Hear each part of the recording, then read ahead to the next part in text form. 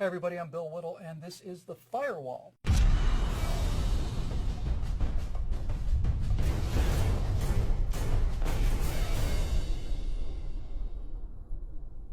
Now, just as a quick public service announcement in these days of increasing lawlessness, federal encroachment on constitutional limits, and crybaby progressive whininess in general, I thought I might take a moment to pass out a little rhetorical ammunition to those of you who have to hear from people who, if they can no longer pretend that the Second Amendment doesn't exist, then at least try to misinterpret it to the best of their ability. The Second Amendment to the Constitution of the United States reads, "A well-regulated militia being necessary to the security of a free state, the right of the people to keep and bear arms shall not be infringed."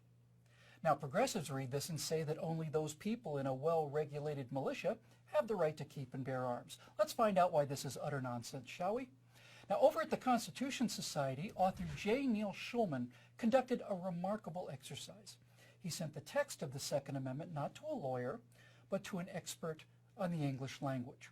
Roy Copperand taught journalism at USC for 17 years and served on the usage panel of the American Heritage Dictionary.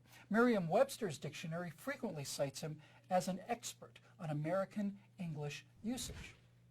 Now, I'm paraphrasing their remarkable exchange here, but basically, Schulman asked Copperand the following questions. 1. Can the sentence be interpreted to grant the right to keep and bear arms solely to a well-regulated militia? Copperand replied, the sentence does not restrict the right to keep and bear arms, nor does it state or imply possession of the right elsewhere or by others than the people. It simply makes a positive statement with respect to a right of the people. Well, Schulman then asked if the right to keep and bear arms was granted by the Constitution or whether the right pre-existed the Constitution. Copperand: the right is not granted by the amendment. Its existence is assumed. The thrust of the sentence is that the right shall be preserved inviolate for the sake of ensuring a militia. Schulman then asks the next question, namely, is the right of the people to keep and bear arms conditioned upon whether or not a well-regulated militia is in fact necessary to the security of a free state? And if that condition is not existing, is the statement, the right of the people to keep and bear arms shall not be infringed, now null and void? Copperand: no such condition is expressed or implied.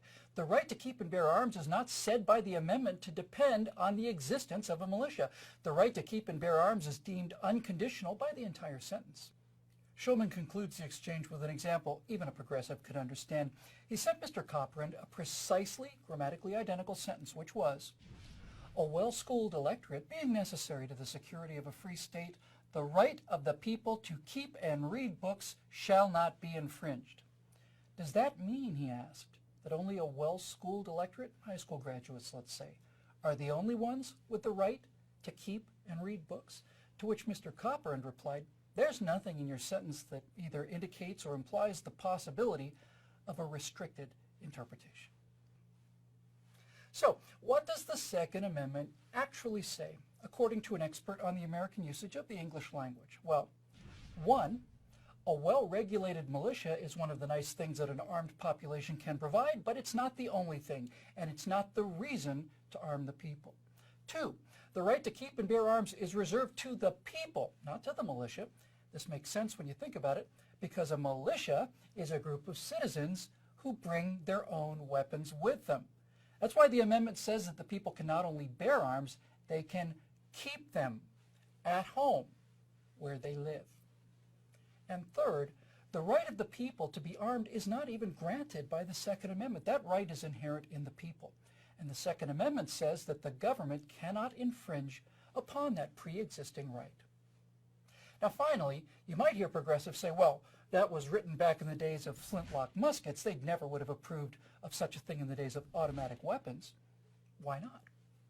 A flintlock musket was the deadliest weapon available at the time.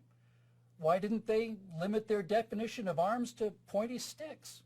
No, the founders placed no limitations on the numbers of the weapons or on their lethality. And by the way, if the Second Amendment only applies to flintlock muskets, does that mean that your First Amendment freedom of speech only applies to what you write on parchment and quill and ink, or only as far as the sound of your voice can carry in a town square?